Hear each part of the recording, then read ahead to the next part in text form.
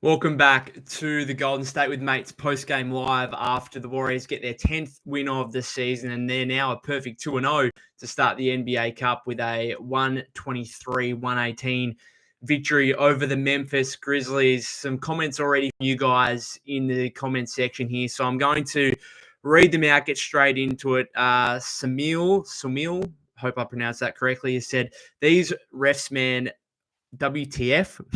Daniel Hall says, "Such a wild ending." GSW says, "Refs and Grizzlies did not want the game to end."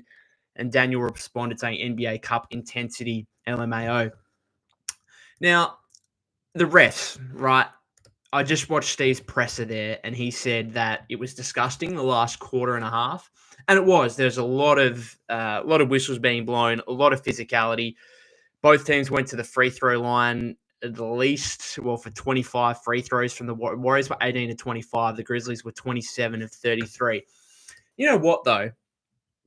If I was a Grizzlies fan right now, I'd be super pissed. I'd be super pissed with the way that my team played in the first 2.5 quarters, right? Because I actually think, yes, they played super hard at the end and the game got more physical as the game went along. I thought it was pretty physical throughout. But it kind of, the refs and the officiating became a bigger factor as the game progressed. And I think that was the Grizzlies' best chance of winning. And so if I was a fan of Memphis, I'd be pretty disappointed with the fact that I didn't try and bring that physicality and bring the refs into the game more from earlier in the game, where the Warriors always kind of had the game on their own terms. They were led by 1 after the opening period, led by 7 after at halftime after the second period, and then grew to a double-digit lead throughout the third quarter, ended up leading by 15 at the end of the third, and the game was kind of done from there. If you look at the final score, 123-118, you think, oh, yeah, okay, close game, good game. Not really. Like, the Warriors led by double digits for most of the second half, and that 5-point, even with like a minute to go, it was still like a 10-point game. Warriors always had in the back. Steph didn't come back for the fourth quarter whatsoever. So he rested the entire fourth quarter, even though the margin only results as 5. I would just be really disappointed because this game, to me, we can talk about the refereeing, and if you want to talk about that more, please do so in the comments. We can talk about the refereeing. Steve mentioned it as disgusting with the free throw attempts of both teams, just the physicality. Like, we can talk about that, but to me, the real difference in the game comes from the three-point line. And I'd be super annoyed if I was a Grizzlies fan watching that game, seeing my team take 42 three-point attempts and making 7, and continuing to fire away from beyond the arc when it clearly wasn't working. This is a team that went into the game ranked 21st in three-point attempts at 34.6 per game. So they'd take nearly 9 more than what they do on average, despite the fact they have a clear size advantage. I spoke about it on the preview episode yesterday, right? The Grizzlies had a huge advantage in terms of size in the fact of Jaren Jackson Jr., 6'11", Zach Edey, 7'4". They had Brandon Clark starting at center. He's 6'10", 6'11". Jay Huff came off the bench. He's 6'10", 6'11". Santi Aldama's 6'10", 6'11". They've got like 5 guys in their rotation who are taller and bigger than any Warrior player they can throw out there. The Warriors have 6'9", Kevon Looney, 6'9", Trace Jackson Davis, 6'9", Kyle Anderson. Memphis have 5 guys who they can throw out there who are all bigger than any of the Warriors players. And yet, I don't think Memphis really tried to utilize and take advantage of that enough until the game was essentially over, right? And so again, from a Grizzlies fan standpoint, I'd be pissed watching that game. Watching my team fire away 7 of 42, 16.7% from three-point range. Because you know what? When they tried to attack on the interior, Jaren Jackson Jr. was a beast. An absolute beast in this game when he did attack inside. The Warriors were helpless to stop him. He was either getting buckets or he was getting to the free throw line where he went to the free throw line 11 times, was 10 of 11. 11 of 20 from the floor overall, and that included 0 of 4 from 3. So really, if you take away the three-point attempts, he's 11 of 16 from the floor and 10 of 11 from the line. Game high 32 points. He was dominant on the interior. Why didn't you go to that more, Taylor Jenkins? Why didn't you try and give Jaren Jackson Jr. opportunities to either post up or literally just take the ball from the perimeter inside, off the dribble? Like, he was excellent. And I'm watching Jaren Jackson Jr. play in this game and thinking, God, I love him on the Warriors. As a two-way force, a guy that can handle the ball a little bit, who can create his own shot, who can score at all three levels, who's a defensive player of the year winner. Imagine that guy next to Draymond on the Warriors. He would be, we've been talking about, can the Warriors get a shooting big? If Jaren Jackson Jr. ever became available, get him on the Warriors because he would be ideal next to Draymond, right in the front court. But I can't reiterate the point enough that I'd be very disappointed if I was a Grizzlies fan because that game was winnable for them if they just went away from taking so many threes. Like, look at some of their guys here. Santi Aldama only played 16 minutes. I spoke about him being a factor in the preview episode. Yes, they clearly wasn't. 2 of 8, 0 of 3 from deep. Jackson, 0 of 4. Clark, 0 of 2, taking corner threes. I don't like it. Jalen Wells, 2 of 6. Scottie Pippen Jr., 0 of 2. Desmond Bain, in his return, 1 of 4. Edie went 2 of 2. So take away Edie and they're 5 of 40 on threes. My goodness. Smart, 1 of 6. Just firing away, even though he's not a great three-point shooter. Jake LaRavia, 1 of 3. Vince Williams Jr., 0 of 4. Although I like what he did defensively. Kennard, coming into the game, shooting 57% on 3. 0 of 5. Jay Huff, 0 of 1.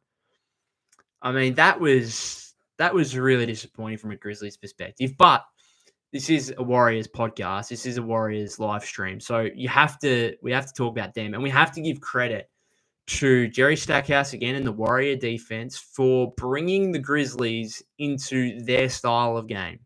Where if you want to get up and down the floor and you want to be fast and get out in transition and stuff like that and get up a heap of threes, perfect. That's just what the Warriors want to do. And to be fair, that's what the Grizzlies want to do to a degree as well, given they entered the game third in pace across the league. So I understand that, but I think they didn't do a good enough job of realizing, hey, just for this game against a team who also wants to get up and down and shoot a bunch of threes, let's slow it down a little bit. Let's try and make it half court. Let's try and get the game where our size actually makes a serious difference.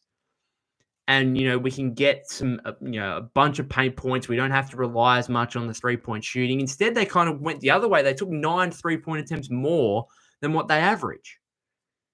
And so credit to the Warriors, particularly through the first 2.5, 3 quarters, for forcing Memphis into their style of game. Because if you play a style where you're up and down, the pace is high, and you're taking a bunch of threes, the Warriors are going to win on most occasions, right? They finish, 16 of 41? Sorry, 19 of 46. 19 of 46 from three-point range. I think that was 16 of 41 at one point. 19 of 46, 41.3% from three-point range. So that's an extra 36 points from the three-point line.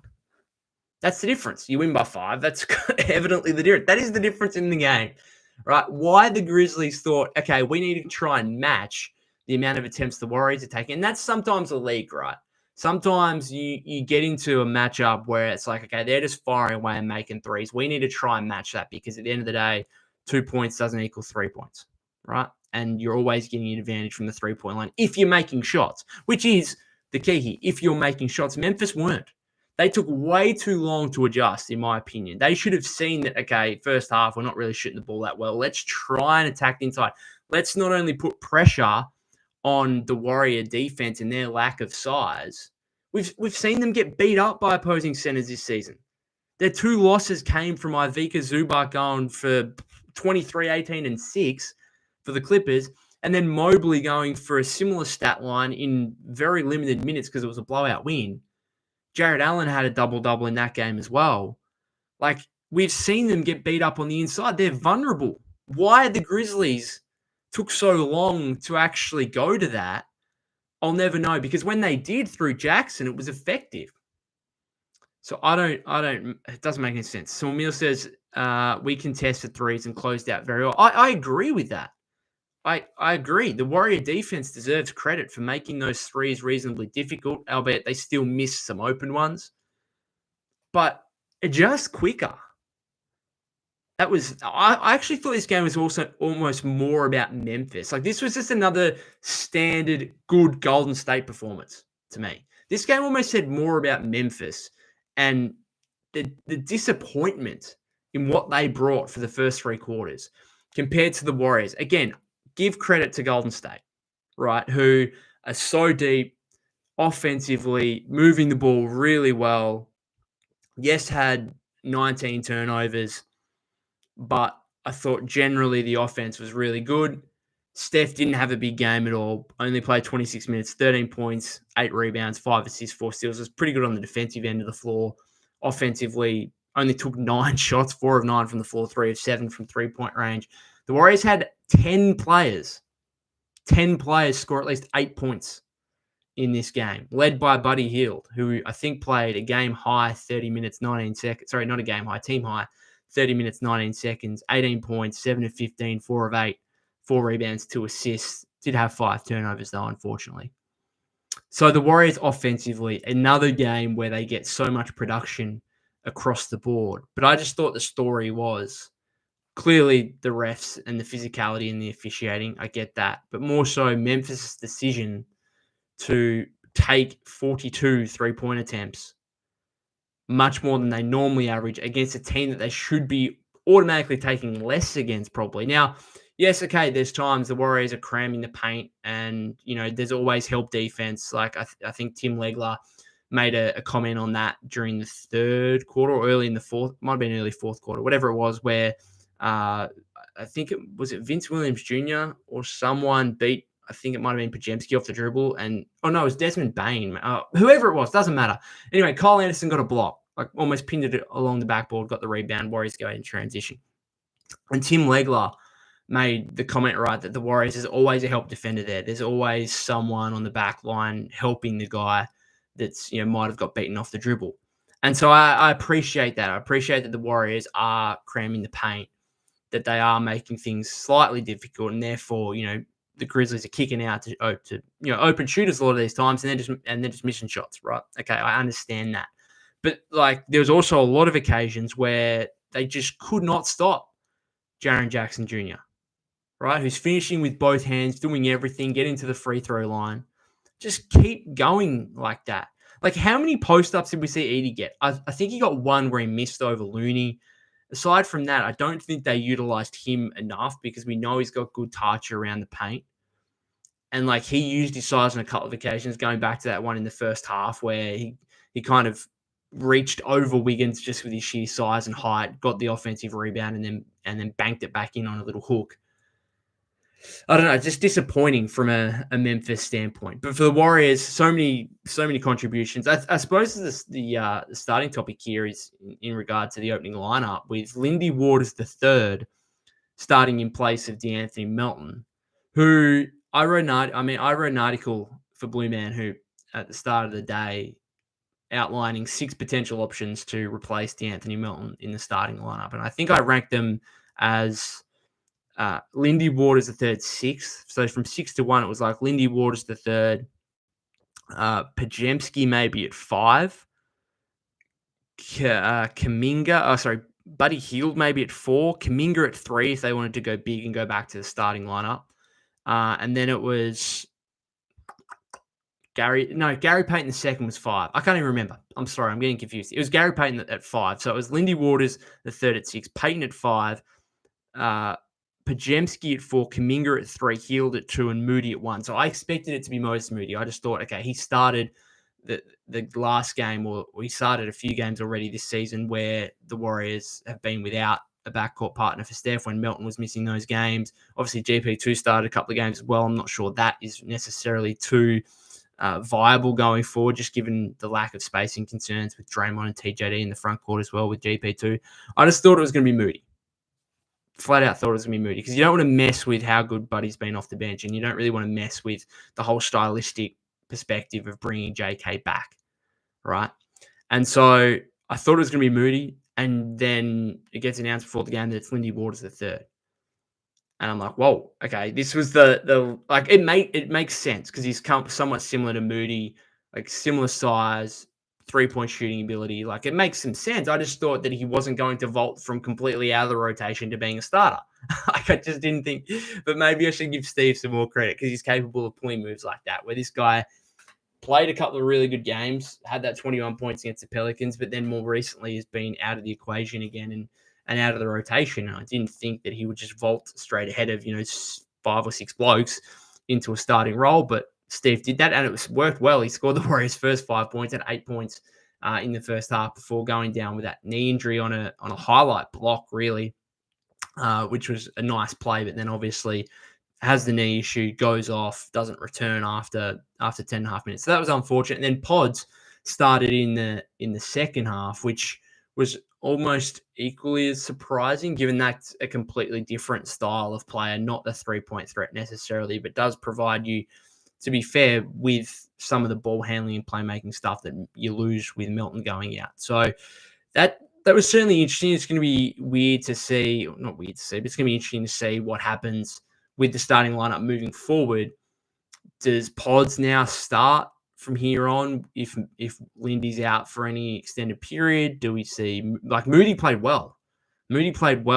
Like, I thought he was going to start. He didn't. That would have been a disappointment if I was him. I would have been disappointed that Lindy Waters III, who's a very similar player, got the start over me in this game. And yet Moses comes out 16 and a half minutes, 4 of 8 from the field, 3 of 5 from 3, 3 of 5 from the free throw line, 14 points, which was second on the Warriors behind Buddy, 3 rebounds and an assist. He played well. So where does Steve go from here? What's Wong now says, not sure what Moody has to do to get the start. Yeah, I mean, I just thought he was the obvious option, given the Warriors had used him in that spot earlier this season, and he provides you enough. Like, he provides you with the offense, with his shooting ability. He's now like something like 45% from 3 this season, and then yet I'm not saying he's an elite defender by any means, but he's got size, and so you're not giving up too much in the way of defense there. I don't know. I'm confused as to why Waters got the start. It didn't hurt them in the end. Waters played well. Moody played well off the bench. But, yeah, I don't know where that means they're going to go moving forward. Do they go to Pods? Pods was a good positive for mine because he has been down the last few games, and it's been quite notable, and I've spoken about it. Been a little bit of a disappointment throughout the entire season, but particularly over the last couple of games after coming back from that illness. And he had a much improved performance. 11 points, 7 rebounds, 5 assists, 3 of 6, only 1 of 4 from 3. This 3-point shooting, like, it's going to be the difference between him being just an average role player and, like, what he wants to be in terms of becoming a star player, right? Because the 3-point shooting, that needs to be at least above average, and right now it's below average. It's poor.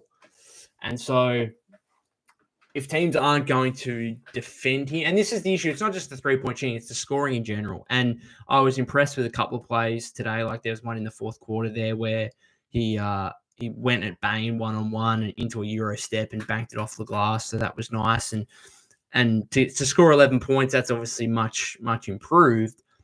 But that's going to obviously be the determinant here on what kind of player and what level he reaches is the scoring. Because if he's just a 10-point per game scorer, he doesn't do anything else at an absolute elite level. Like, he does everything else well, but he doesn't do anything else at an absolute elite level for him to be considered like any kind of star player. But you know what?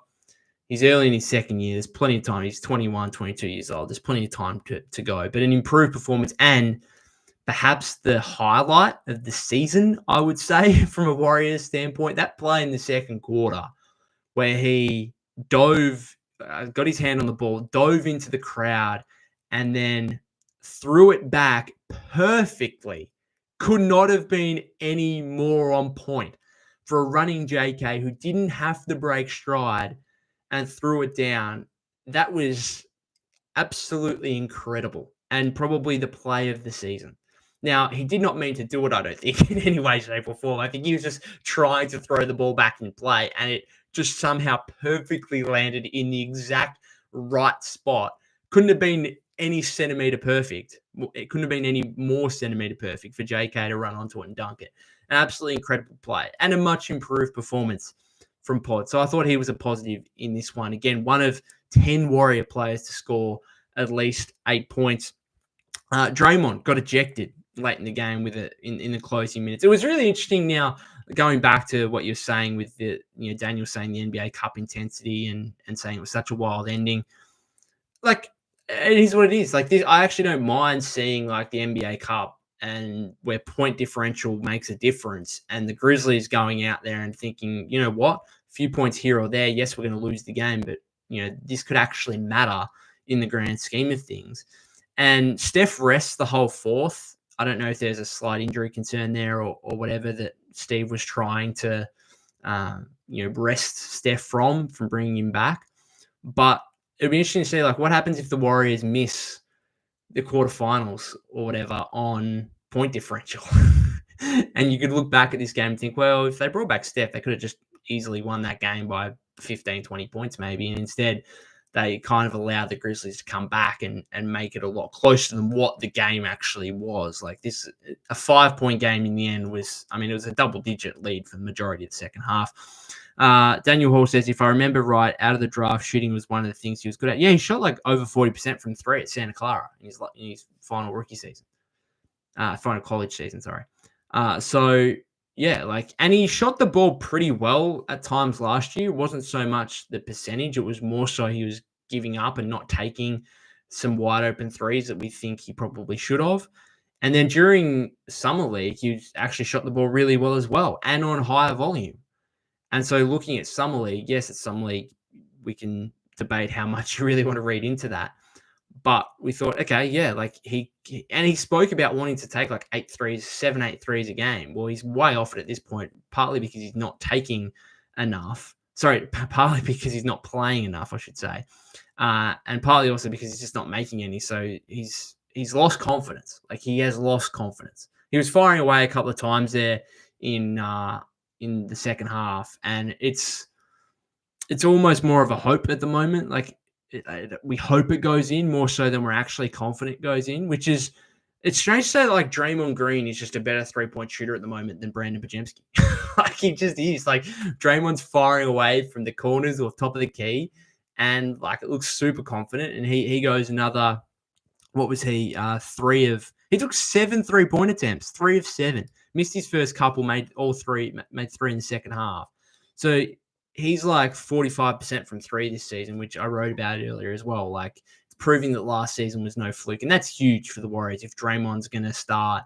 It's not just making shots in terms of he's above 40%, career high, but entering this game, he was at 3.2 attempts per game from 3-point range, which is nearly an attempt more than last season where he was at 2.3. And then the 2 years before that, he was 1.2 and 1.8. And so right now he's taking like nearly 2 more attempts per game than what we saw a couple of years ago. And that's just huge for the Warriors. And it makes it a little bit more viable and a little bit easier on offense when you're also playing TJD next to Draymond. So it's huge. But on pods, better performance. The shooting just needs to somehow come around. And it just isn't at the moment, which is unfortunate, but hopefully there's some regression to the mean somewhat, because he's not going to be this bad a shooter for the entire season, you wouldn't have thought. Other guys here, Wiggins only played, like the minutes were spread out again. And again, that was partly to do with the fact that it was fairly comfortable in the fourth quarter. Wiggins only played 20 minutes or just under 21 minutes, 5 of 15, 1 of 4, 13 points, 3 rebounds. Again, didn't shoot the ball overly well. I just like the way he's playing. It's like I keep saying it every game. It's like, he didn't shoot the ball that well. But you know what? I just like the way he's playing, the intensity he's playing with. Draymond, we spoke about, 13, really active, 13 points, 5, 11, 3 of 7, 8 rebounds, 7 assists. Again, got ejected for 2 technical fouls late. Steve didn't really want to comment on the officiating. Just here we go. Draymond, I just got a notification here from the Anthony Slater. Draymond Green called the Grizzlies' offensive movement attack tonight unconventional and weird. He explains why. There's a video there that I'll watch later. Actually, let me watch it now. I just want to see if he talks about like the 3-point shooting. I don't know if you guys can hear this.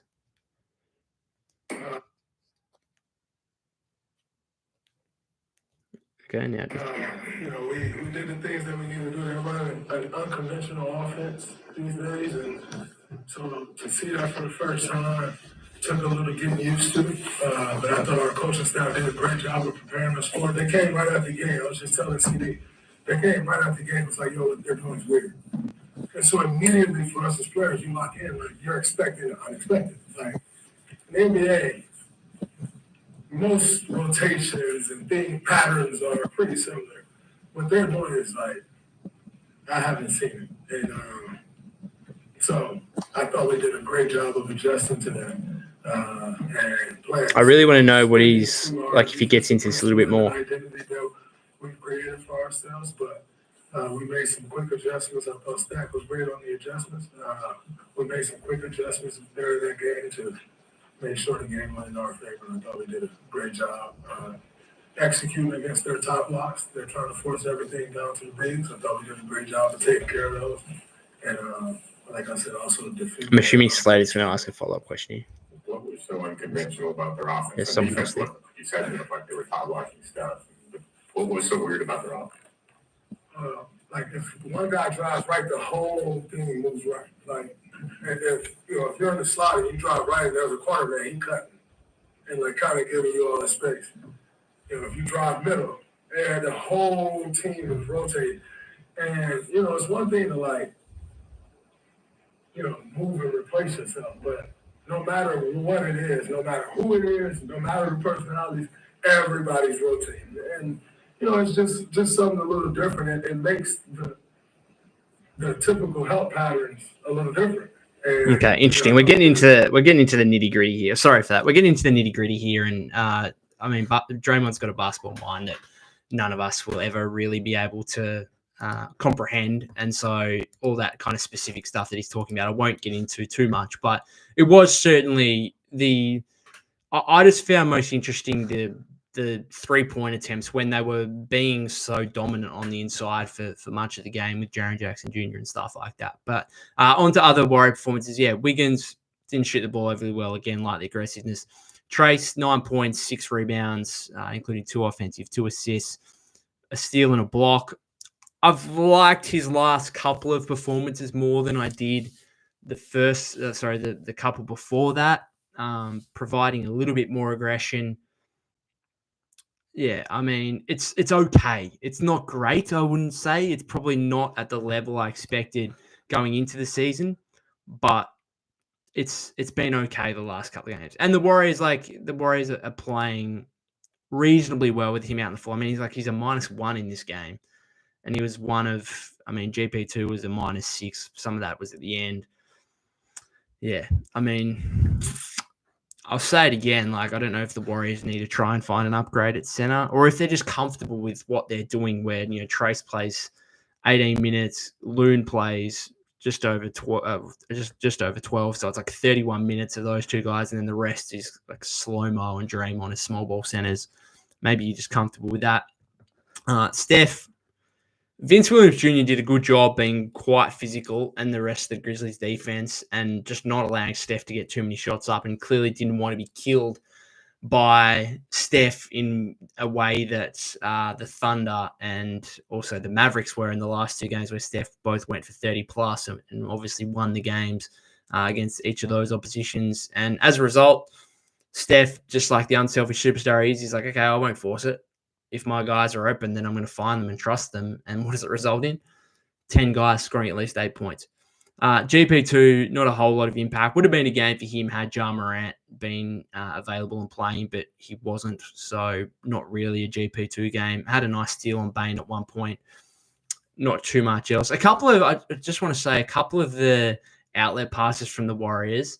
Like, they should have won this game by more, because some of their free throw shooting, again, 18 of 25, 72%. And in that second half, some of the free throw shooting, again, was just abysmal, poor. And then there's a couple of times, I think twice, Buddy Hield was leaking out for open layups or dunks. And Trace didn't find him the first time, partly because Buddy wasn't really watching. And then the second time, in the space of a few minutes, GP2 just overthrew it, essentially, and couldn't find him. So, I don't know. The Warriors probably should have won by more in the end, the way that the game was going.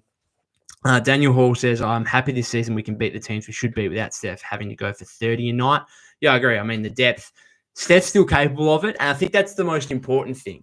I think that's really important that Steph's shown that in the big games he's still really capable, because that's what it's going to take against good teams in the playoffs if the Warriors do get there, is that you're just going to have games where Steph goes for 35-plus points and carries you.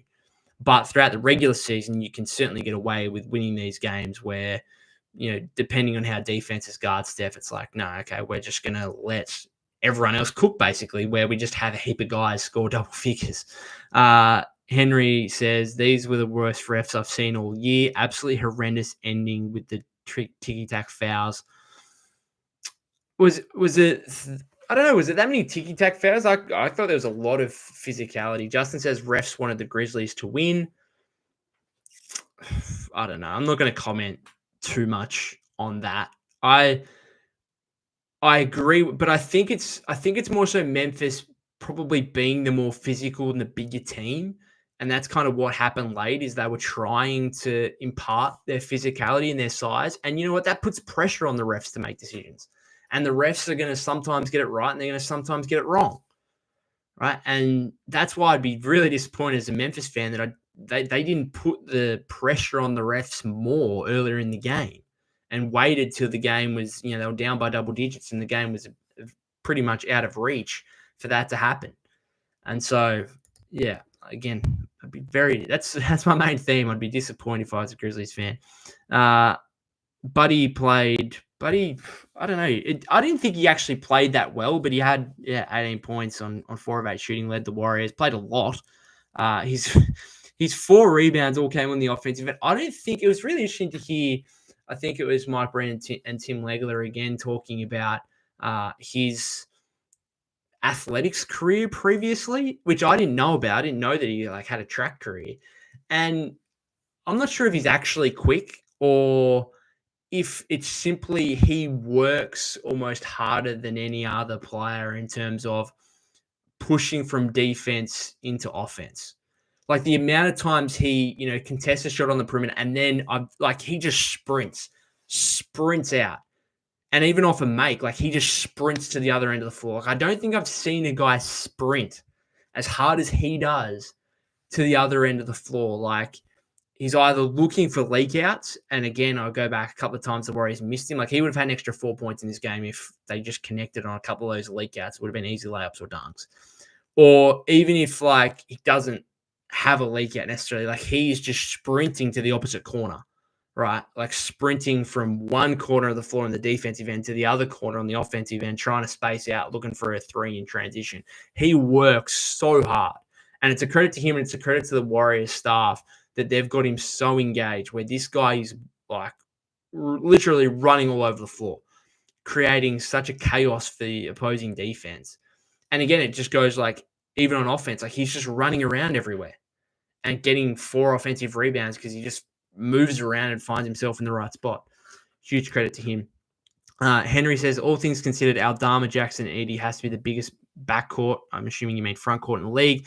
And then stretching the floor was kind of scary that they kept it close without shooting well. Oh, yeah. And then you corrected yourself with the front court. Having, what's Aldama, 6'10", 6'11", and then, Jackson, 6'11", 80, 7'4". It's huge. And again, you're saying it was kind of scary they kept it close without shooting. Well, why did they shoot it that much? Why? Use your size. Put pressure on the Warrior defense inside. Put pressure on the refs. I don't know, man. Taylor Jenkins, that was some poor coaching. You've got to direct your guys a bit better than that to say, hey, this isn't working. Let's do the thing that is working more often. Because it was working them, on the interior. Again, Jaren Jackson Jr., 11, takeaways, 3-point attempts, 11 and 16 from the floor. And most of them were just powering inside off the dribble and getting whatever he wanted. Being too big, too strong, forcing the Warriors to foul. Yeah, disappointing. Kuminga was aggressive. And again, Legler mentioned on the broadcast early in the game where he took 7 shot attempts in the first 6 minutes and was he's not really making these shots, but I like the aggressiveness. And I tend to agree. It was one of his worst games efficiency-wise, 3 of 13, 0 of 4. 2 of 4, again, had a trip to the free throw line where he missed both. 4 rebounds, again, 2 on the offensive end. Couple of assists, found Moody for a nice 3 in the third quarter there. 5 fouls. He often found himself on Jackson, entering the paint. And, Jackson's just 3 or 4 inches bigger than him. JK couldn't really do a whole lot about it. And so 5 fouls in 18 minutes. But I'm not sure he could have done anything more. It's just the size differential there. Slow-mo, thought he played really well. 8 points, 4 rebounds, 4 assists, couple of block shots, 3 of 7, 2 of 3, knocked down a couple of triples. I love this guy. Like, he's just your prototypical Warrior player. Like, he just does a bit of everything. He's so versatile. He's such a good pickup. So, and there's, there's going to be games like early in the season where he like doesn't play in the second half, and it's like, oh, that's pretty notable. Like, he only played 5 minutes in this game. But generally, it's just like, yeah, he's going to play 19, 20 minutes, and he's going to just do stuff. He's just going to do stuff and play well. And that's the thing. Like, the Warriors just have so many guys who aren't necessarily elite at any one skill, but just do a whole lot of stuff. And that's when you play the style they do in terms of, okay, ball movement, the player movement. Like, you need guys in sync, and that's what they've got. High IQ guys who, you know what, we can shoot. We're not necessarily, Kyle Anderson, guys like this. We're not elite shooters, but we can knock one down if the defense leaves us wide open. Oh, but if the defense closes out a little bit, you know what, we're capable and we're skillful enough to put the ball on the floor at 6'9" and make plays off the dribble, right? We can finish at the rack a little bit. Not elite at anything, but like just good all-around players. And that's what the Warriors have. Pods is like that. Draymond is like the elite version of that, like does a little bit of everything, and then he's just like an elite defender on top of it. The Warriors just have a bunch of guys that are just good all-around players, really. That's how they were getting it off to this 10-2 start. A few more comments here. Free Civ says, refs bet on Grizzlies to cover the spread.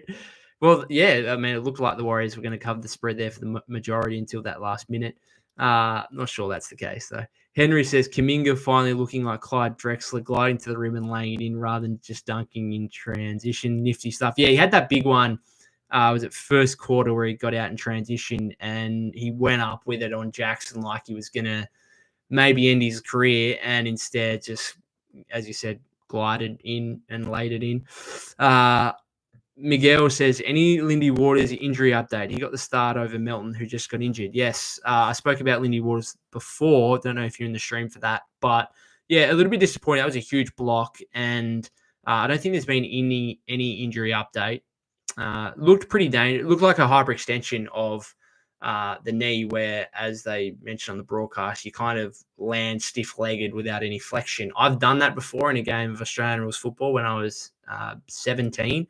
Playing in it, it was in that grand final actually. Playing in the midfield, and went up for what we call a mark or like a catch, like in the NFL, and hyperextended my knee, and it was over on the other side of the ground, and it was right at the end of the first quarter, and the coach like legit didn't see it.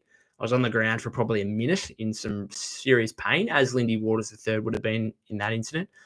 Anyway, coach didn't see it at all. We finally made my way over to the huddle. And the coach is like, oh, yep, you are good to start second quarter in midfield again. And I was like, I was thinking to myself, I'm not sure if you just saw what happened, but whatever, okay. Finally, actually got through the game, okay. This is one of the most memorable sporting achievements of my life. Got through the game, okay. Kicked the goal early in the second quarter, actually. We won. I was only 17, but we went out and had a few celebratory drinks that night. Woke up the next morning in absolutely agonizing pain. Got my old man to take me to the doctors the next day, got an X-ray. I actually fractured my patella. And that was what happened, which was probably not the worst result, because that's kind of how you can get like this ACL, MCL damage as well, which there was no ligament damage, just a fractured patella. And I think I was out for 6 weeks or so. But anyway, onto that. Shavant says, these freaking refs, man. That Andy Nagy guy was definitely betting on the game. Freesif says, Lindy has hyperextended knee. Henry mentions Aussie rules. I know it's a great. Well, I don't know. NBA, Aussie rules, greatest sport in the world. I've certainly followed Aussie rules for a lot more. My old man was a mad. Everyone basically, if you live in Tasmania, Victoria, WA, South Australia, you're pretty much Australian rules mad. It's probably the biggest sport over here, I would say. But basketball is certainly catching up, and will continue to catch up with all these Australian NBA players. Dyson Daniels, another huge game today. He's officially our best player. If we're not including Kyrie, who Kyrie likes to include himself as Australian these days. He was born here. Melbourne, Australia has the most number one picks in NBA history with Kyrie, Simmons, Andrew Bogut. Shivanche's off topic. Excited for the BGT. What's the BGT? I've lost that. BGT? Please tell me what that is. Oh, Border Gavaskar Trophy. Oh, yes. Yes, Border Gavaskar Trophy. Absolutely. You didn't even have to tell me. I'm sorry I didn't even pick that up. Border Gavaskar Trophy. Yes, very much so. It's Australian rules football in winter and it's cricket in summer. That's what it is to be Australian. And yeah, I'm on it. So yeah, looking forward to it. Should be a great series. How India lost to New Zealand at home, I'll never know. I was actually kind of disappointed watching it because we always get our backsides beaten when we go to India. Usually play that 4-test series or whatever, and we're probably lucky to win one. And the fact New Zealand just went over there in a 3-test series and won 3-0, yeah, that was incredible and gives me some optimism that we can do pretty well in what is now a 5-test series here, Australia versus India. So yeah, looking forward to it. Should be a big series starting next Friday, Australian time.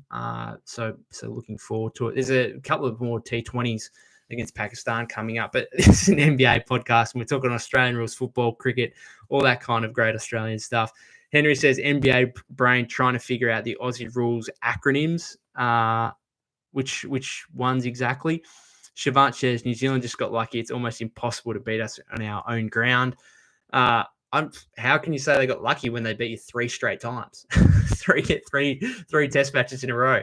I love test cricket's my favorite because over a course of a 5-day game, like it's very unlikely that like luck plays less of a role in a 5-day game compared to a T20 game, right? Like T20, you can play well for 3 hours and you win the game. Test matches, you got to play 5 days of good cricket to win, and therefore luck doesn't play as much of a role.